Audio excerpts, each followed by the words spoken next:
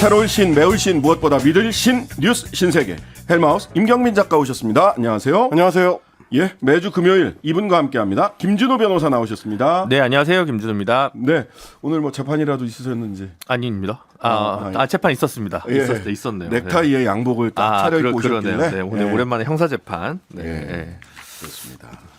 자, 계속해서 우리 국민들의 관심은 후쿠시마 시찰단 이거 관광 가는 그렇습니다. 거고 일본의 오염수 방류를 우리가 나서서 홍보해 주는 거 아니냐라고 하는 걱정. 그 다음에 또 한쪽에서는 아니다. 이거는 괴담에 불과하다. 과학으로 격파하겠다라고 하는 국민의힘과 정부 여당 쪽의 입장이 부딪히고 있습니다. 그걸 왜 우리끼리 지금 하고 있는지는 잘 모르겠습니다만 일단 후쿠시마 원전 오염수 처리 과정을 살펴보기 위한 한국 시찰단의 일정이 오늘 결정돼서 발표가 됐습니다. 21일부터 26일까지고요. 5박 6일 일정 중에서 이동 시간 이틀 제외하면 아마 실제 시찰은 4일 동안 이루어질 걸로 예상이 됩니다. 그리고 이제 뭐 저희가 신세계 시간을 통해서도 여러 번 예상을 해드렸던 대로 시찰단에서는 민간 전문가가 일단 배제가 됐고요. 언론의 시찰 현장 취재도 허가되지 않았습니다. 대신에 이제 정보 공유 차원에서 민간 전문가를 포함한 10명 내외의 자문 그룹을 시찰단과 함께 보내는 게 아니고요. 국내에서 운영하겠다라고 밝혔습니다. 다만 오늘까지는 이 구체적인 역할이라든지 그 구성에 대해서는 명확한 설명이 나오진 않았습니다.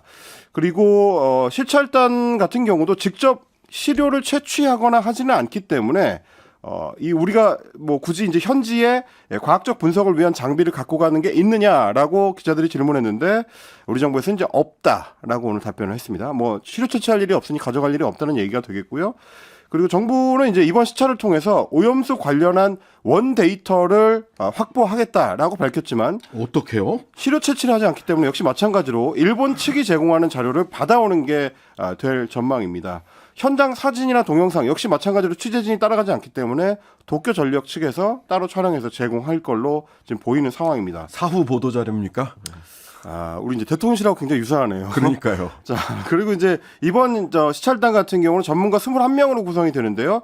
원자력안전위원회의 이제 유국희 위원장이 단장, 한국원자력안전기술원 그리고 한국해양과학기술원 등의 전문가들로 구성이 될 예정입니다.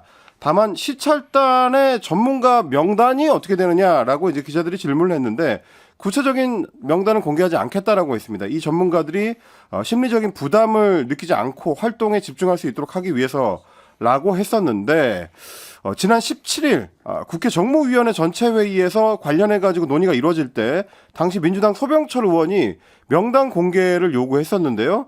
오늘 발표를 했었던 박구현 국무조정실 1차장이 당시에는 공개하겠다라고 확답을 한 바가 있습니다.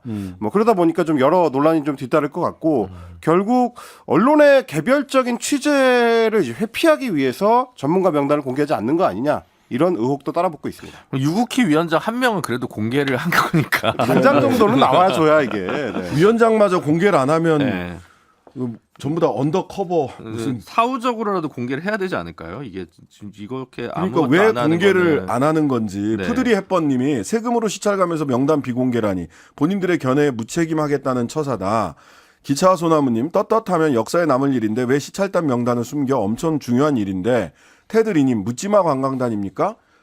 뭐 이런 이제 아니 왜 숨겨라고 하는 질문. 물론 전문가들이 과도한 여론의 압박을 느껴서 근데 그렇다고 해서 전문가가 과도한 여론의 압박을 느낀다고 해서 본인이 자기가 전문성을 가지고 검증한 내용을 거짓말을 하나요? 아니 근데 사실 검증을 못하지 않습니까? 원데이터를 확보를 시료 채취를 따로 하는 게 아니기 때문에 그렇죠. 부담을 느낄 이유가 없을 것 같은데 오히려 그러니까요. 본인들이 시료 채취도 안 하고 따로 분석하는 것도 없기 때문에 잘 보고 왔습니다. 왜 그런지는 잘 이해는 되지는 않습니다. 예. 이거 사진도 따로 못 찍게 하려나 봐요. 그렇습니다. 그럼 네. 가시면은 핸드폰 압수하고 시찰하러 들어가시나? 그럴 수 있을 것 같네요. 이 아무래도. 그렇죠? 네. 네. 이거 보니까 사진을 통제하시겠다는 말씀이거든요. 도쿄전력에서 주는 사진만 쓰게 하겠다. 그렇습니다. 그렇게 된다는 얘기인데 그렇게 되면 사실 이제 제가 이제 중고등학교 때 그 하수 종말 처리장 같은데 이제 견학을 가면 가죠. 거기는 제가 사진을 찍었었는데 예. 그것만도 못한 거 아니냐라는 비판도 들을 수 있을 것 같습니다. 실효성에 대해서 그러다 보니까 많은 우려가 발생을 하는 거죠. 그렇습니다. 좀 전에 말씀드린 대로 일단 민간 전문가의 참여가 제로입니다.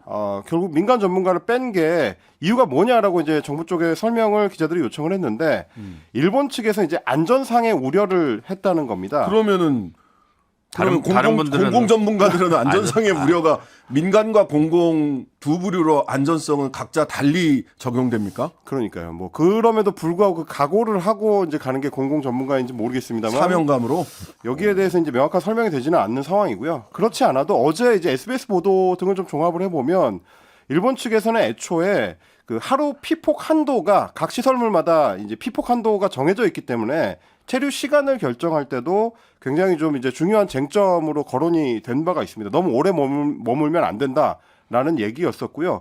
그러다 보니까 간다고는 하지만 우리 전문가들이 그 각 시설들을 좀 충분히 주의 깊게 시간을 들여서 살펴볼 수 있겠느냐. 제한 시간이 있다 보면 그게 좀 불가능해지는 거 아니냐라는 의문이 또 추가로 제기되고 있습니다. 그리고 여기에 이제 기자들이 또 궁금해했던 거는 시찰단 가게 되면 결국 후쿠시마산 식재료를 통해서 만들어진 음식을 먹게 되는 거 아니냐 이런 질문이 있었고요. 거기에 대해서 이제 박구현 차장 같은 경우는 현장에 가면 당연히 현지 음식을 먹지 않겠느냐라는 답변을 내놓기도 했습니다. 그러니까 저는 이렇게 좀 보는 게 있습니다. 그러니까 기존의 언론 보도를 보면 우리 정부가 아무 협상도 안 하는 것 같지는 않습니다. 네, 그러니까 나름 노력을 하고 이런 걸 요구하고 이렇게 열심히 하는 실무가나 이제 전문가 집단에서는 어느 정도 노력을 하고 있는 모습이 있는데 정치적으로 무조건 이 시찰단을 간다. 그게 문제죠. 협의사항이 어떻게 되든 간에 간다는 결론을 내놓고 협의를 하다 보니까 우리가 원하는 조건들이 충분히 성취되지 못하는 거 아닌가. 오히려 이 부분은 정말 많은 분들이 계속 그 우려했듯이 오염수 방류를 정당화하는 기제로 좀 사용될 수 있기 때문에 필요하면 안 가는 결단을 할 수 있어야 되는데 끝까지 그런 모습을 못 보여주는 것 같습니다. 그러니까 이러다 보니까 지금 말씀하셨던 그런 대목들 지금 7099님께서도 그럴 거면 가지 말아야 되는 거 아닌가요라고 짚어주셨는데 그럼에도 불구하고 굳이 간다고 하니까 자칫하면 이번 시찰단의 성격이 뭐 일종의 견학단이라든지 신사유람단처럼 되는 거 아니냐라는 좀 비판적인 목소리가 나오고 있습니다. 실제로 일본 현지에서는 이번 시찰을 계기로 해가지고 한 발 더 나가서 일본산 수산물 수입 금지 문제까지 풀 수 있다라는 기대가 지금 나오고 있습니다. 일본의 구구신문이 이제 산케이 같은 경우는 영문 자매지로 이제 저펜 포워드라는 매체가 있습니다. 여기에서 오늘 사설을 발행을 했는데 후쿠시마 처리수 시찰은 한국의 공포를 해소시킬 수 있다라는 제목입니다.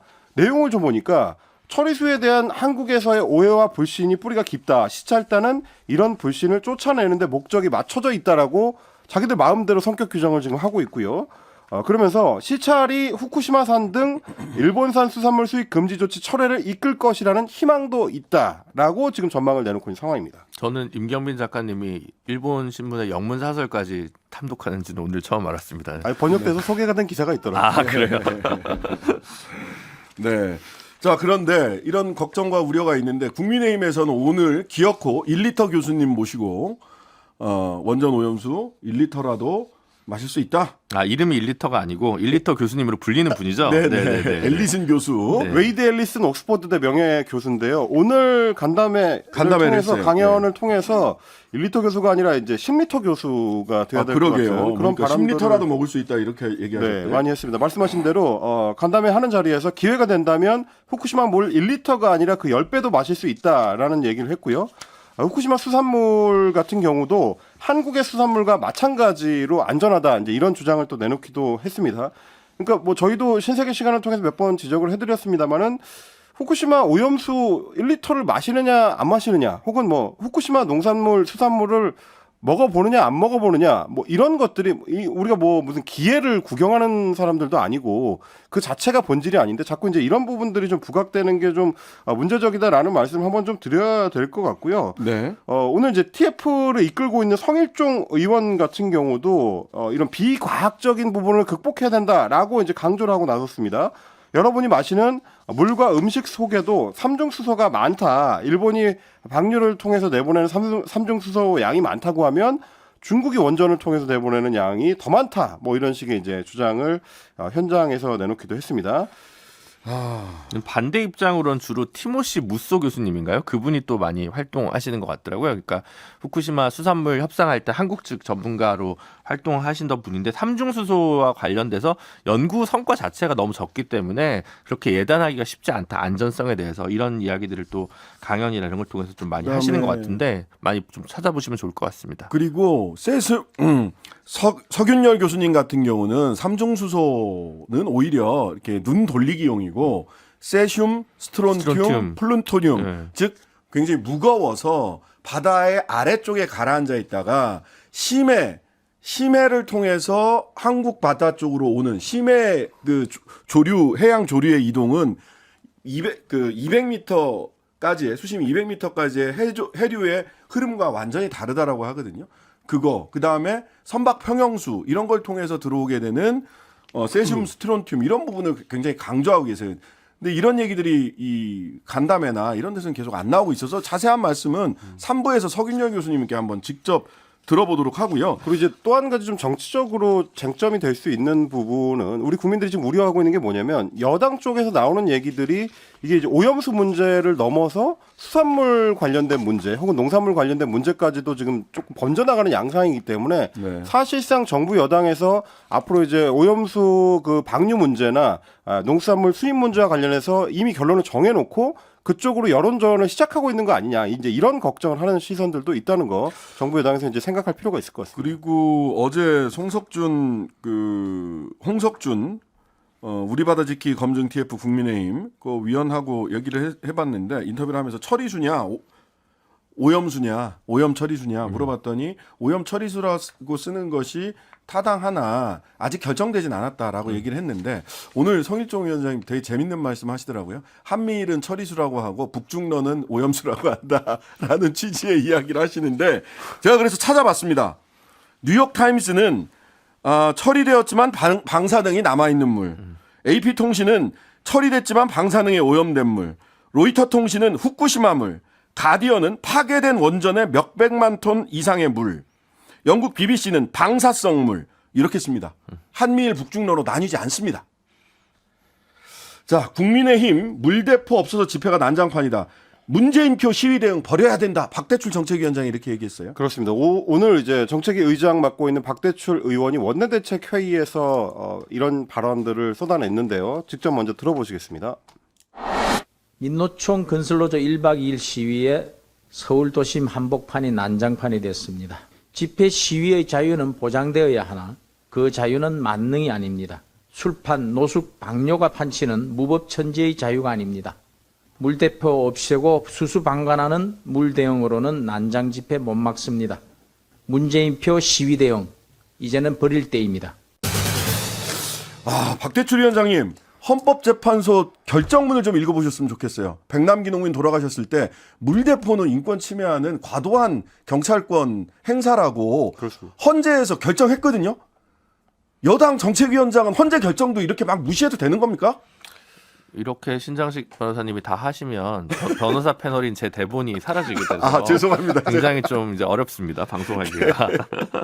오늘 하여튼간에 어떤 맥락에서 나온 얘기인지. 자, 지금 이제 지난 16일에서 17일까지 서울 도심에서 열렸던 민주노총 건설노조의 1박 2일 총파업 결의대회 관련한 여파가 미치고 있는 겁니다.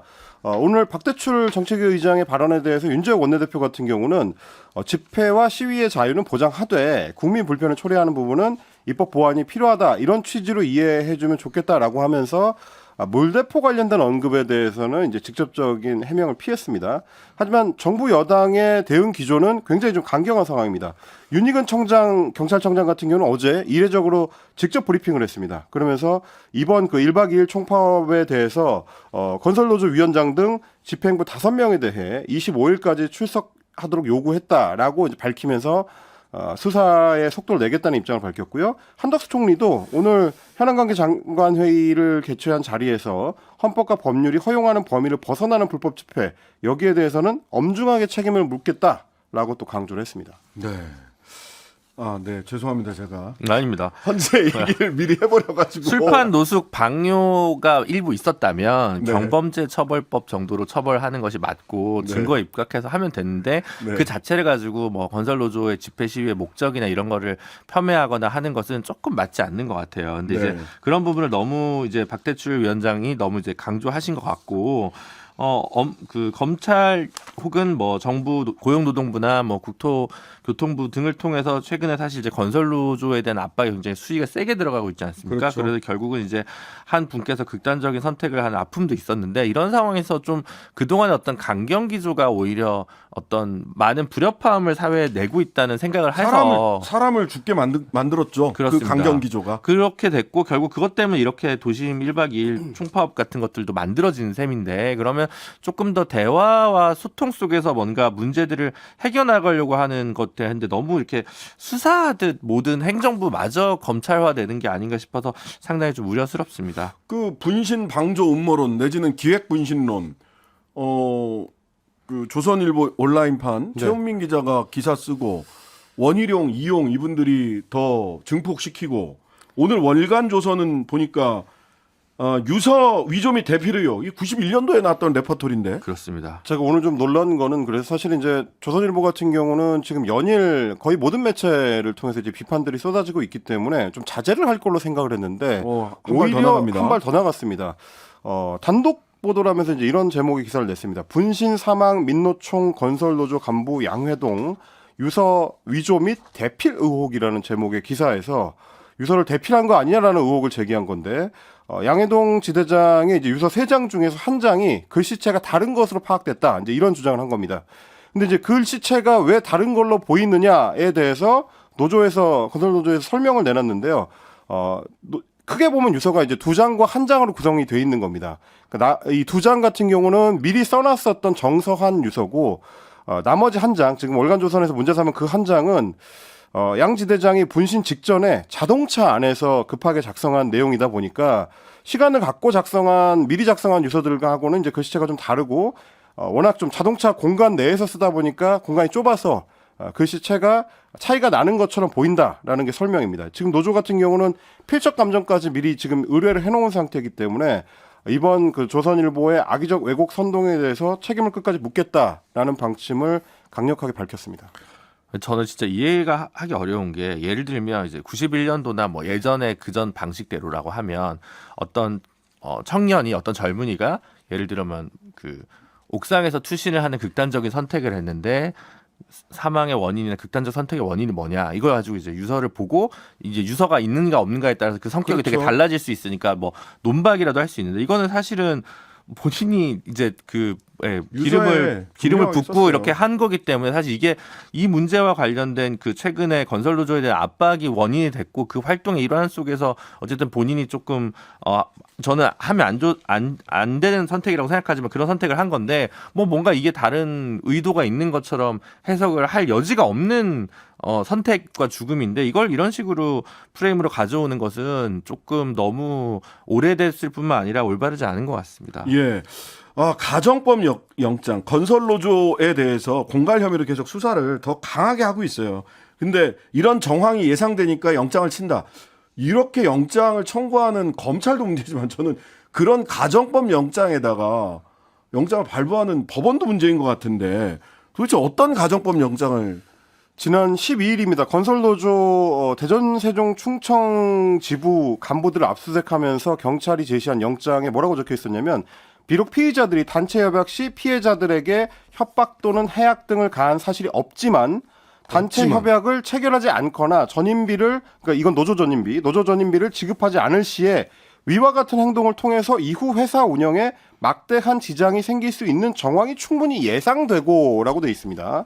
그러니까 변호사님 단체 협약이 지켜지지 않으면 이런 짓을 할 수도 있으니까 영장을 내준 셈이 되는 겁니다. 이런 영장 가능합니까? 좀 약간 굉장히 의외고요. 예. 어쨌든 네, 광고나 전하는 말씀을 듣고 제가 할 한 말을 하도록 말씀 하겠습니다. 이거 더 해주셔야 될 것 같아요. 네. 예, 잠시 광고 듣고 뉴스 신세계 이어가겠습니다. 한장식의 뉴스 아이킥 김경빈, 김준호 두 분과 함께 뉴스 신세계 이어가겠습니다. 아까 소위 가정법 영장, 네. 그러니까 지금까지는 협박 또는 해약 등을 가한 사실은 없지만 향후 그럴 수도 있다. 네.